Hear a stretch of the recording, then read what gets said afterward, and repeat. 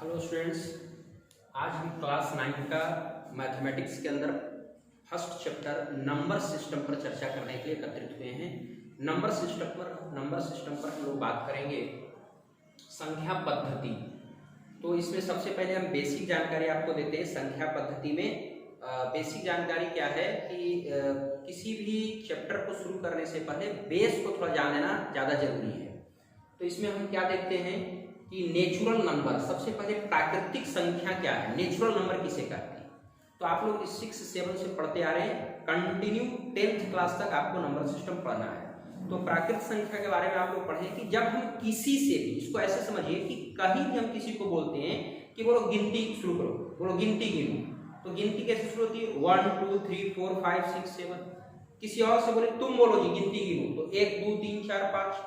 तो आपने कभी गौर किया कि जब किसी को गिनती बोली जाती है तो वो शुरू कहां से होता है, 1 से, यानी 1 2 3 4 या 1 2 3 4।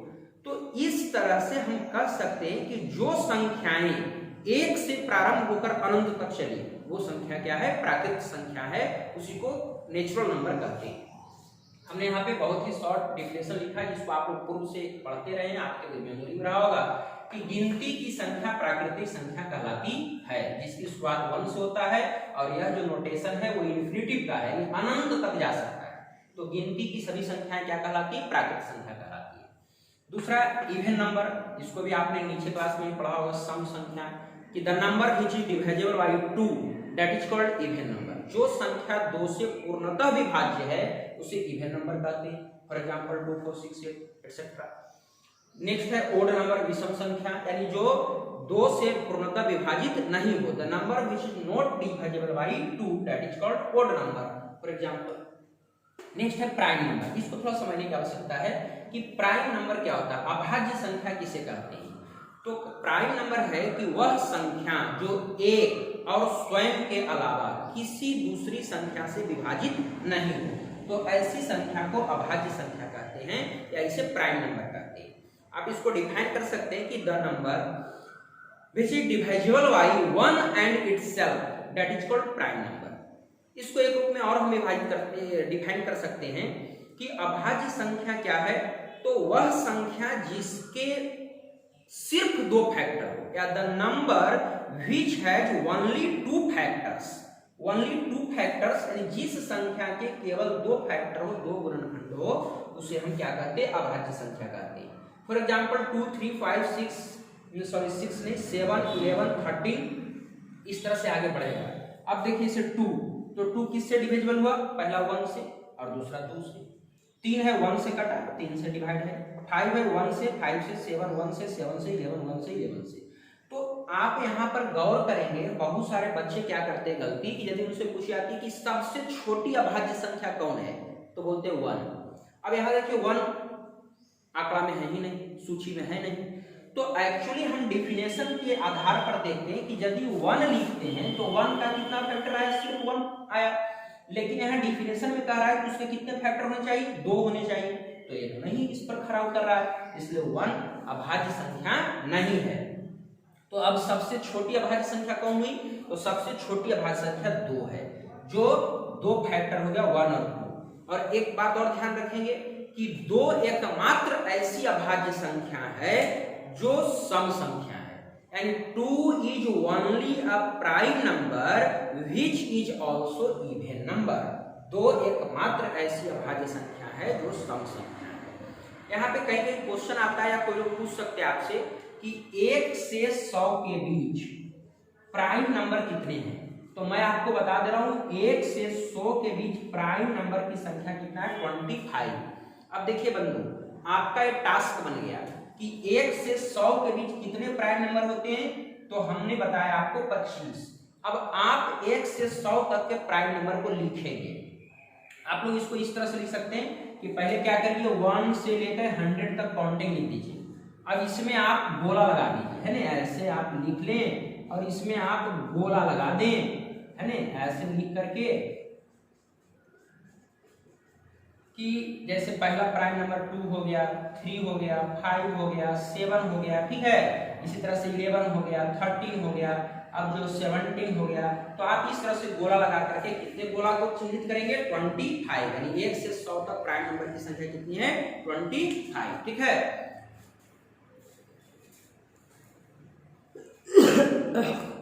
नोट कर लेंगे इसको आप लोग अपने नोटबुक में। नेक्स्ट आगे देखते हैं हम लोग।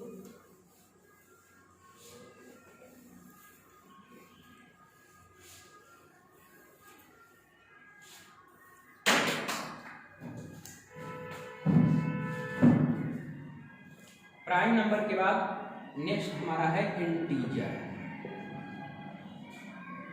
इसको बोलते हैं पूर्णांक। ये क्या होता है? तो देखिए इंटीजर में क्या होता है इसको समझना है कि जितनी भी ऋणात्मक संख्या है, ऋणात्मक संख्या यानी negative number including zero and all positive natural number. एक हो गया निगेटिव नंबर, जीरो और पॉजिटिव नेचुरल नंबर, तो इन तीनों के समूह को क्या बोला जाता है इंटीजर बोला जाता है। यानी इसके अंदर माइनस इन्फिनिटिव, जीरो और प्लस इन्फिनिटिव, इसको सम्मिलित रूप से क्या बोलेंगे पूर्णांक बोलेंगे। कि पूर्णांक संख्या में क्या होगा ऋणात्मक संख्या, धनात्मक संख्या और शून्य के समूह को क्या बोला जाता है पूर्णांक। इसका मतलब है कि पूर्णांक के दो प्रकार, एक हो गया पॉजिटिव इंटीजर और दूसरा हो गया निगेटिव इंटीजर, ठीक है। या आप इसको इस तरह से भी डिफाइन कर सकते हैं कि पूर्ण संख्या के समूह में, पूर्ण संख्या होल नंबर, शायद मैं भी होल नंबर बताना भूल गया, तो मैं होल नंबर पर भी चर्चा कर देता हूं। देख लीजिए होल नंबर, होल नंबर इसको बोलते हैं पूर्ण संख्या, ठीक है। होल नंबर क्या होता है पूर्ण संख्या। कि the number which is started with the zero, जो संख्या शून्य से प्रारंभ, शून्य से प्रारंभ हो, ठीक है।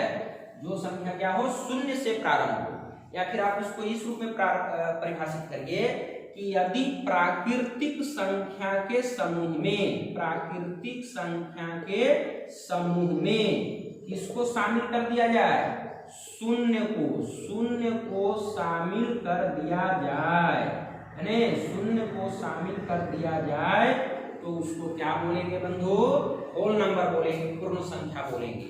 यानी पूर्ण संख्या हमारा हो गया 0, 1, 2, 3 डॉट डॉट डॉट इंफिनिटिव। अर्थात पूर्ण संख्या क्या है तो प्राकृत संख्या की समूह में शून्य को सम्मिलित कर देने पर जो संख्या होती है उसे पूर्ण संख्या कहते हैं। तो आप यहाँ क्या देखें इस इंटीजर में कि इसमें क्या है तो positive natural number including with the zero, तो इतना को सम्मिलित रूप से आप क्या बोल सकते हैं, इतना को हम होल नंबर बोल सकते हैं। तो होल नंबर में ऋणात्मक संख्या के सम्मिलित हो जाने से जो पूरी संख्या बनती है उसको क्या कहा जाता है पूर्णांक संख्या कहते हैं। क्लियर है, समझ गए होंगे कि पूर्णांक संख्या क्या होता है कि माइनस यानी ऋणात्मक वाला संख्या, जीरो और धनात्मक प्राकृत संख्या सम्मिलित रूप से क्या कहलाएगी पूर्णांक कहलाएगा, ठीक है। अब इसके आगे हम लोग देखते हैं, पूर्णांक तक देखा। अब नेक्स्ट जो सबसे महत्वपूर्ण है और यहाँ से आपको आपका जो चैप्टर है वो प्रारंभ होता है और वह है आपका रेशनल नंबर, रेशनल नंबर, ठीक है। रेशनल नंबर, रेशनल नंबर इसको बोलते हैं परिमेय संख्या, ठीक है। कि परिमेय संख्या क्या है, तो क्या परिभाषा दी जाए परिमेय संख्या का कि the number which is in the form of p by q where p and q is an integer, यानी p and q is an integer and q does not equal to 0। तो परिमेय संख्या का परिभाषा हुआ कि जो संख्या p बटा q के रूप में लिखा रहे, जहां p और q पूर्णांक हो तथा q का मान शून्य के बराबर नहीं हो, तो इसको हम क्या कहेंगे परिमेय संख्या कहेंगे। तो हमारा परिमेय संख्या का डेफिनेशन हो गया कि the number which in the form of p by q where p and q is an integer and q not equal to 0 that is called rational number, यानी परिमेय संख्या। अब परिमेय संख्या जो है इसमें p by q आया, तो where p is न्यूमिरेटर, ये क्या है, न्यूमिरेटर है, इसको हम लोग अंश करते हैं, और ये क्या है, इसको हम बोलते हैं डिनोमिनेटर, इसको क्या बोलता है, डिनोमिनेटर, जिसको हम हर बोलते हैं। तो अंश और बटे हर के रूप में है ना, हम इसको आराम से बोलेंगे कि जो संख्या अंश बटे हर के रूप में हो किंतु हर का मान 0 के बराबर नहीं हो, तो ऐसी संख्या परिमेय संख्या कहलाएगी। अब यहाँ पर पहचानना है कि बताइए क्या दो संख्या लिखा हुआ है या 3/2 है और 0 है। तीन संख्या हमने यहाँ पर आपके सामने लिखा, पहला 2, दूसरा 3/2 और तीसरा 0। तो क्या ये संख्याएं परिमेय है? तो सबसे पहले हम चर्चा करते हैं 2 पे। अब आपको लग रहा है कि सर ने बोला p by q के फॉर्म में होना चाहिए, तो p तो है, q है ही नहीं, तो ये परिमेय नहीं होगा। अब देखिए यहाँ 2 है तो इसके नीचे नहीं कुछ है, तो कौन है, 1 है। अब बोलो ये p बटे q के फॉर्म में आया कि नहीं आया, इसलिए क्या हो गया, परिमेय संख्या, ये तो ऑलरेडी परिमेय है। अब यहाँ सबसे महत्वपूर्ण चीज है कि 0 क्या है, 0 परिमेय है कि नहीं। तो आप लोग देखिए इसको समझिएगा, एक होता है 0/1 और एक है 1/0। ये दोनों को देखिए, जनरली कभी कभी आपसे पूछ दिया जाएगा, लोग पूछ देंगे कि बताओ 0/1 क्या होता है और 1/0 क्या होता है। तो अब देखिए यहाँ पर मैंने लिखा था 0, तो नीचे नहीं कुछ है तो 1 है, यानी ये जो लिखा गया है वो इस फॉर्म में है। तो देखो ये हो गया p और ये हो गया q। तो मेरा कहना था कि q का मान 0 के बराबर नहीं होना चाहिए, तो यहाँ तो नहीं है, इसका मतलब है कि यह हमारा परिमेय संख्या है, यानी 0 इज अ रेशनल नंबर, 0 जो है वो परिमेय संख्या है, but 1/0 is not a rational number, ये परिमेय संख्या नहीं है। अब देखिए इसका वैल्यू क्या होता है, तो 0/1 का वैल्यू 0 होता है, लेकिन 1/0 जो होता है इसका वैल्यू इन्फिनिटी होता है। इसको आगे की कक्षा में भी आपको काम आएगा, त्रिकोणमिति में इस चीज को आप समझिएगा। तो इस तरह से आप परिमेय संख्या को पहचान सकते हैं कि इसमें कौन परिमेय है और कौन परिमेय नहीं है। तो आज हमने आपके सामने नंबर सिस्टम के अंदर नेचुरल नंबर को जाना, हमने इवन जाना, ऑड जाना, प्राइम नंबर जाना, होल नंबर जाना, और इसके बाद सबसे इंटीजर जाना। इंटीजर पर हमने चर्चा किया कि -∞, 0, +∞ को सम्मिलित रूप से इंटीजर कहते हैं। फिर हमने देखा रेशनल नंबर, सबसे महत्वपूर्ण रेशनल नंबर हमारे लिए है क्योंकि हमारे चैप्टर की शुरुआत इसी टॉपिक से है। तो परिमेय संख्या को हमने डिफाइन किया कि the number which is in the form of p by q where p and q is an integer and q is not equal to 0, that is called rational number. Here p is a numerator, that means अंश, and q is denominator, that means हर। और हम कैसे चुनेंगे कि कौन परिमेय है और कौन परिमेय नहीं है, ठीक है। तो आज के इस वीडियो में यहीं पे हम क्लोज करते हैं।